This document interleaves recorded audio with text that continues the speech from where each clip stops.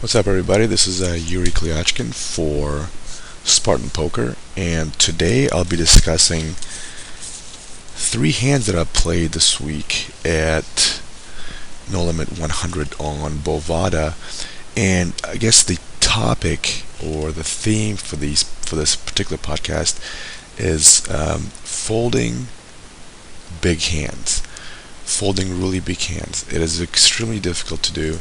It is even harder to do on Bovada simply because games have been so fishy, and whenever you flop a big hand, you really just want to get max value from them, and just bombs away on flop, turn, and river.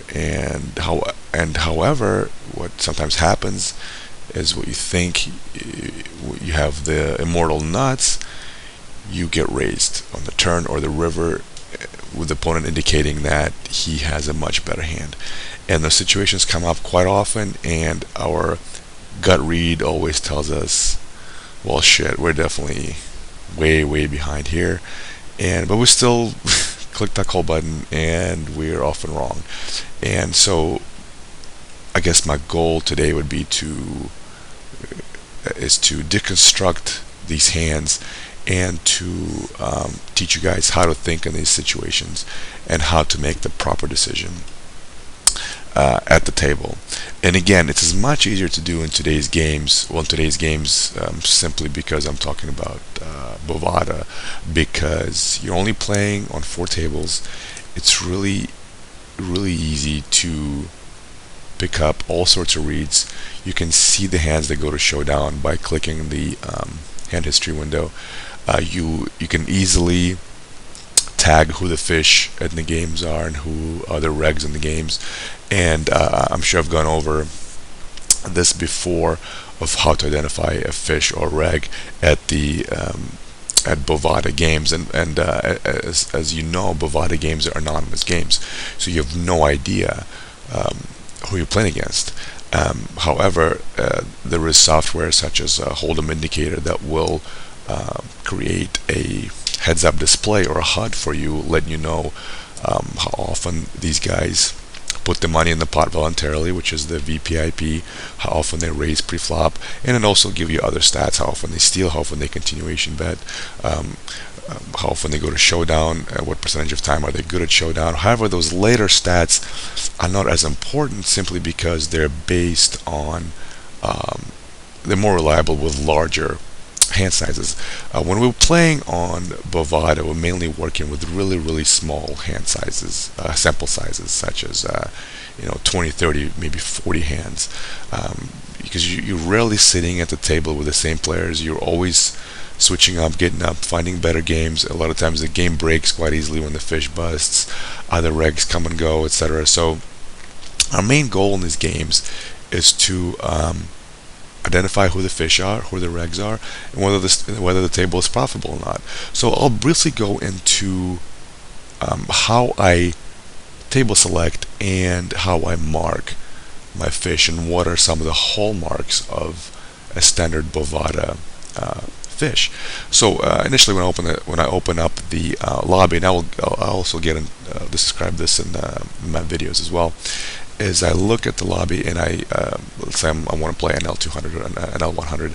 I immediately look for a percentage of players per flop. If the percentage is above, if it's in the mid 30s, I will most likely sit at that table. Mid 30s or higher is definitely a good game. You can sit there and make money. Once I'm at the table, and my Hold'em indicator is starting to collect data, right away I'll know the VPIP and PFR of my opponents. So the VPIP is the number of how, essentially, percentage of hands they play, and the PFR is percentage of those hands that they play, how many of those hands do they raise. So for a regular, or for somebody who's as you classify as a reg or a decent player, the VPIP and PFR will be pretty close. So for example, it will be somebody like a 2218, or if it's a smaller sample size, the numbers will probably be a little skewed towards like 3528, but regardless, the numbers are close together. For fishier players, the numbers will be something like 30 30% of hands they play, 2% of the hands that they raise. So like a 30 to the 2, or like a 50-12 or something like that. So you'll know right away that there's a big, huge difference between the VPIP and PFR. And right away I mark regs a certain color. In my games I mark them green, just that's what I used to do back on Full Tilt. And on the fish I mark as red, and that's pretty much all I do. Sometimes if there's a player who's kind of ambiguous, like he might have reggish stats, but he's just like spew as hell, like just bluffing and overbetting crazy spots, I'll maybe give him like a third color. But most of the time it's just green and red, and that's enough for you to kind of pay attention to who's to your left, who's to your right, who you want to isolate, who do you want to be in pots with, etc. So again, so let's get back to the hallmarks of a fish. Okay, one, the one I just described is the big difference, the big gap between the VPIP and the PFR. Two is they usually short stacked. They're not professional short stackers, contrary to popular belief. If you go to any other sites where there are bots, like iPoker, for example, or maybe even PokerStars, I'm not sorry, PokerStars, maybe even Party Poker, they'll have those 20 to 30 big blind stacks who just play shove or fold poker. There some suggest they're bots, and they might be, and those guys are. It's not what Bovada has. So those guys on those sites, they pretty much shove a fold. There's no post-flop play whatsoever. Their main goal is to collect rake back and just play a ton of hands, and that's really it. Assuming they're bots, they just sit there. They push a full 20 BBs, and they double up and leave, get on the table, or they just kind of keep sitting and doing that strategy. They just have a range of hands that they shove in certain positions, and then that's that. On Bovada, however, people that buy in short are generally just fishy players. They buy in for 40, 50, 60, 70 big blinds, some really just ambiguous amounts, and they vary, and they almost never top up their stack to the original buy-in, or never to 100 big blinds. And so right away you can identify those players as fish. So okay, one is a big difference between VPIP and PFR. Two, they generally short stacked. Three, they often open limp, which instead of when they first in the pot, they often just bet minimum. And, if you're playing 50-cent dollar, they just put $1 in, and it's called open limping, and which also is the reason why their VPIP and PFR numbers are so different. So another hallmark of a fish, they chat a lot. They always chat, and they always they complain about how bad they're running, or they just talk shit for no particular reason. And I guess the fifth one is they almost always will show you their bluff. I've yet to see a reg to show me a bluff, or really to show me any hand, simply because giving away information is minus EV. It's not good for you, for your ability to make money and to maximize value versus your opponents. So all the regs usually in the settings of Bovada have auto mock checked. However, all the fish that did not have that checked, they usually have that option to show the hand, whether it's a value hand or a bluff, and they'll always show it to you. In their mind, they're trying to get into your head or mess with you for some reason. But anyways, so those are pretty much the 5 hallmarks. I'm sure I'll come up with more as I keep doing this podcast, but those are the main ones. So again, 1, VPIP, PFR, there's a big gap. 2, they're short stacked. 3, they open limp a lot. 4, they chat a lot, and 5, they show their hands. So those are the main 5 ones, and you can, if they do one of them, you can probably mark them as a fish. And the reason I go into this is because similarly to live games, anonymous games, which do not have the time and the luxury of time to get very specific reads on these guys, we pretty much are basing a lot of our reads of 1 or 2 things these guys do, but usually the fishy or the reggy things they do is enough for us to identify them as a particular player. whether it's a reg or a fish, and most of the time those things are true. Very rarely will be proven wrong. If a guy open limps, we'll label him as a fish. Like, oh my God, that's reg. That's playing his pocket nines weird or something. That just almost never happens on Bovada. But regardless, okay, so we know how to identify these players on these anonymous games. So without further ado, I will get on to the big hands that should be folded or not. I mean, the hands I'll be talking about today, they're very interesting hands. They're very, very tough spots. And maybe when I was starting out in poker, maybe some of you guys are more experienced, or when I was starting out in poker, I definitely could not make these folds. But as we play and as we see more spots, as these situations arise over and over and over, we just know for a fact that the opponent's range is so polarized towards the immortal nuts that we have to let go of our hand. So without further ado, I will get into the hand I played against. This is definitely a reg. He was running about 22-18 or like 22-19. He wasn't stealing too much from the small blind or from the button, so he was kind of very I guess subdued. He wasn't spewing. I mean, he wasn't too aggressive. Very controlled aggression, as you would call it. He had about 35 to 36 hands on him, and he was to my right.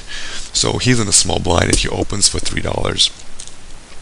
He opens for $3 with, and I call with pocket eights. And the flop comes 8 of spades, ace of clubs, king of hearts. So complete rainbow flop, and he bets. So he opens for 3. I call 3, so the pot's 6, and he bets $5. And I immediately, not immediately, but I think for a while, and I make it $16. So he, the reason it's good to raise there, I feel like his range is pretty strong. He's not stealing too much. And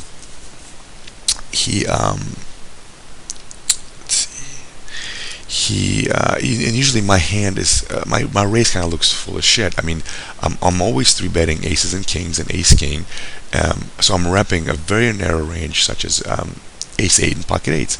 And so because of that, since he's a thinking player, if he does have an ace or a king, he's gonna go ahead and call anyways.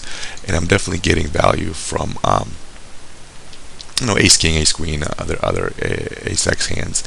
Sometimes they're even stubborn with king queen, and they'll call there with that. So again, pocket eights, flop is ace 8 king rainbow. He bets $5, and I make it 16. And he thinks for maybe 4 or 5 seconds and calls. The turn is the queen, and it completes the rainbow, and he checks. So at this point, I feel like my hand is good. If I bet and he raises here, it'll be a pretty tough spot. So so he checks. He checks kind of quick. He doesn't really tank or anything. The timer doesn't go down or anything. He checks, and I bet $24. So right now the pot is, so we have 32. So it was 38. So I bet 24 into 38. So at this point, the pot is $62, and he calls 24. So now he doesn't really think too long before calling. He almost snap calls the $24. So again, it's 8 ace king queen rainbow. I have bottom set with pocket eights. The pot is now $86, and we started with 100 big blinds effective, maybe a little over 100 big blinds, maybe 110 to 120 big blinds effective, and so the river is a king, and he thinks for maybe 4 to 6 seconds. It wasn't too long. He definitely didn't snap, acted, but he thought for not too long, and he shoved the rest of his stack, which was about um, oops, hold on a sec. I want to say it was probably a little over $70. So it was almost a pot-sized bet on the river, and I thought for a while. I'm like, okay, what can you possibly have here? So if we look at our perceived range, we're pretty much capped. We very rarely have ace king, aces, or kings, as I have mentioned, because we'll be three betting those hands pre-flop. However, his range is uncapped. That is, he can easily have both aces, an ace king for full house, or kings for quads. He can also have king queen that filled up, and he can also have a jack 10. So I just don't think he's ever shoving jack 10 there versus my line. My line looks pretty strong, considering I raised a pretty dry flop, but there's no draws. I barreled a pretty relatively scary turn, and I bet big the whole way, and the river. Really, if he had jack 10, the river would not at all be a good card for him if he had jack 10. So I think if he had jack 10, he would go into check call mode there, and he would definitely check, and I would value bet. He'd look me up. However, I feel like ace queen is checking. There's absolutely no value in betting. Jack 10 is checking, maybe betting somewhat smaller, not open shoving, because what could he be possibly shoving jack 10, and what value would he be getting from my range? So I feel like the only hands you can have are just the nuts, ace king, aces, kings, and the occasional king queen, which is a king queen, which is quite a high number of combinations of hand that beat me. So I thought, and the timer was down, and I folded, and I felt like that was a correct fold in that spot. I just rarely see any bluffs there, because at this point his range is so polarized. He either has the stone cold nuts, ace king or aces, or pocket kings, or even king queen might be scared of ace king there, but I don't know. Again, my hand does not look like ace king, so I did not 3-bet, but he either has full house there, or he has absolute air. And the way that the line that I took, which is extremely strong line, and the fact that I'm projecting such huge strength, he almost always has just a ginormous hand there, and jack 10 would be even a thinnish value bet there versus my range and versus my line. So I feel like he is totally polarized towards a full house, and I made a tough fold, which it was extremely tough. I wasn't running that well that session. I was like, oh sweet, I finally get a set on this awesome board, and now I have to fold, which is just ridiculous. But sometimes that happens. And again, playing 4 tables on Bovada, it's very doable. You can really think through hands in a short period of time, because there's not much action to follow. You know who your opponent is. You know if he is what he's capable of, whether was a reg or a fish, and you can make those decisions at the table.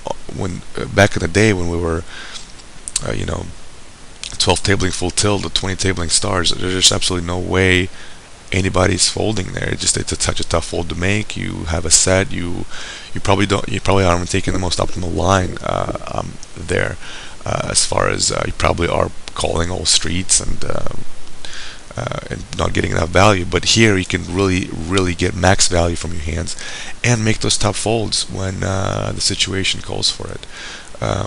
Again, this was extremely tough fold for me, but nonetheless, I went ahead and folded. So he didn't show, but I'm pretty confident in my read that I was crushed by the river, if not earlier. Anyways, so that was a tough one to swallow. Next hand. This hand I played. I want to say I played this a couple weeks ago, but it really stuck with me because it's one of the better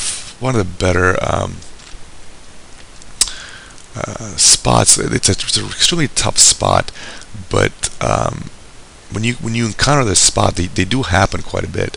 It probably won't happen when you're holding such a strong hand that I had, but they happen when you're holding like you're at the top of your range with let's say an overpair, maybe even two pair or top pair, and this action takes place, and you just know you're not good, but you still for some reason put your money in. So here's how the hand went down. So a reg opens under the gun, and we were all 100 big blinds effective. A reg opens under the gun. I remember I had just lost like a smallish spot, so I rebought, so I was 100 deep. So again, a reg opens. I flat with pocket fives on the button, and another reg flats in the big blind, completing the action. Flop comes 8. I'm sorry, I have it written down here. Flop comes 5, 7, 9, rainbow. I have pocket fives, and I flop bottom set once again. The reg, under the gun reg, he leads. So he opens for 3. I call 3, and the big blind calls 3. So the pot, again, it's an NL100. The pot is $9. Reg leads for $7 or $8. It was a pretty big bet, and I flat. His range at this point looks like an overpair. He's under the gun. He definitely is very strong there. He's leading into 2 opponents on a board that is really bad to continuation bet if you have overcards, especially versus our perceived range, which hits that board exactly, because we have a lot of small to medium pocket pairs and a lot of suited connectors that picked up straight flop straights, flopped pairs and straight draws, etc. So his continuation bet was very strong, and I flat with fives, flat $8 with fives, and the other reg check raises us to $30,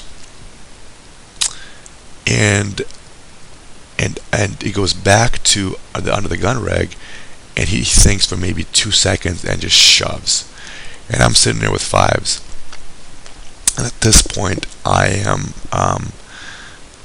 pretty much convinced I'm never ever good here, ever, and simply because the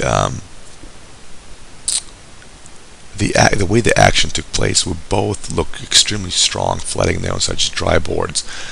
They're low likelihood of straights. A lot of straights have flopped actually, and a lot of his range includes also straights and also pocket sevens and pocket nines. I don't know. I don't know if he's doing that with 7-9. I'm blocking 5-7, so he's not doing it with that. So really, 7-9 is the only hand that I beat.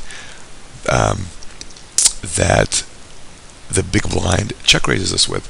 But the fact that the under the gun shoved suggests that he has at least a set there. I mean, he's never, or very rarely is he shoving aces or kings to that action.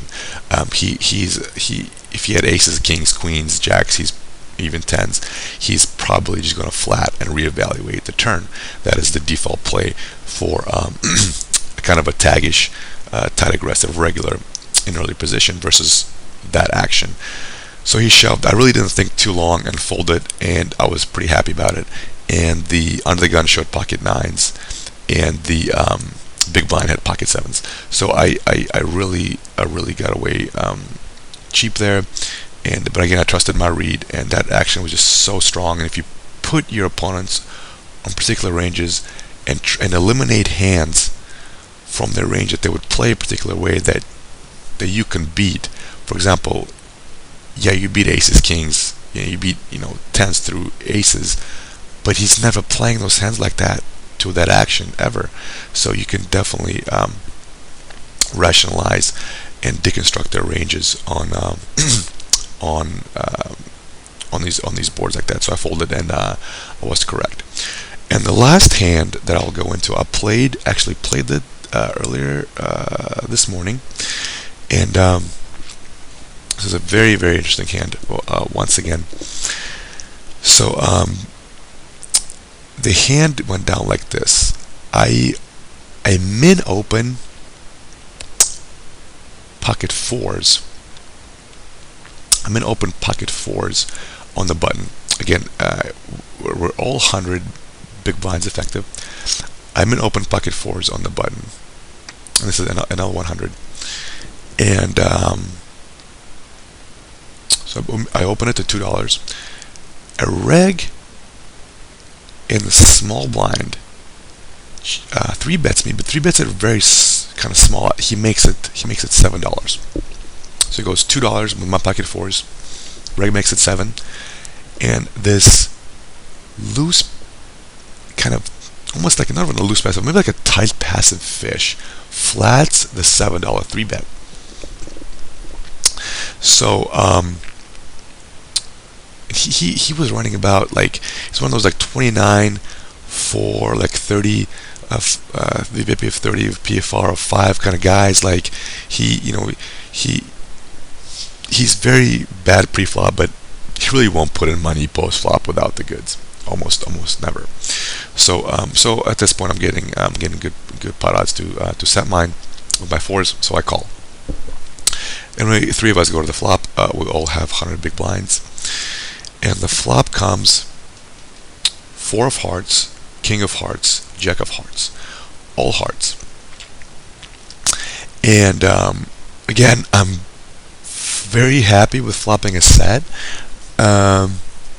but I am anxious to see what will happen and what the action will be. I'm definitely not stacking off right away, and my initial plan was to flat a C-bet and pretty much stack off on a non-hard turn. And so the pot at this point was $22, and so the reg that 3-bet me initially in the small blind, he C-bets pretty big. He C-bets 16. He C-bets $16 into 22, and the big blind, the loose passive fish calls, and I call with pocket fours. You can definitely argue for a raise there, and I don't know. I mean, yeah, I'm definitely getting value from ace king with an ace of hearts, for example, but really I feel like in these spots it could be a way ahead, way behind spot. I mean, there's definitely kings and jacks in their ranges, definitely made flushes as well. So I call and kind of want to reevaluate the turn, especially when if the non-hard comes. So so the pot at this point is so we have 16, so 32, 54, so it is $70. The turn is an offsuit deuce, just a complete black, like it is a deuce of spades. And now the reg bets half pot, leaving himself a little bit. He bets like $30 or something into 70, and the loose passive fish shoves. And again, this is where I was like, are you serious? Like, again, I am completely my plan was, I guess, thwarted. Essentially it almost looked like the fish had the same plan I did. He was calling the flop c-bet and to shove any non-spade turn to maximize his equity versus possible flush draws. And I was like, oh, this guy's a fish. But you know, but in the back of my mind, like, but this guy's a fish that just doesn't put that much money in. I mean, some of these fish just really put those amounts of money into the pot without with, you know, just top pair without really having the goods. I kept thinking that I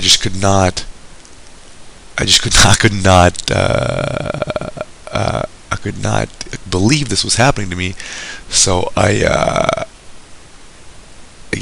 I was like, okay, this has to have somebody at least has a set here, a set of kings, a set of jacks. What am I beating? Like, I'm beating king jacks, maybe pocket aces with an ace of hearts. But I felt like one of them had me beat with a set, with an overset or a flush, and I don't think I was getting the right price there. If a flush was there, but I think versus that range and versus that action, I was not good. So I folded. And the reg actually had king jack. The reg called. He had king jack, and the fish had pocket kings. And I'm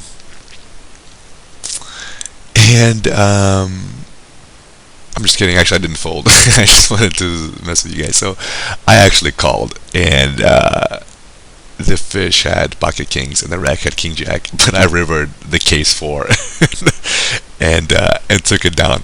But it just, again, the lesson here is really think through your hands in these spots.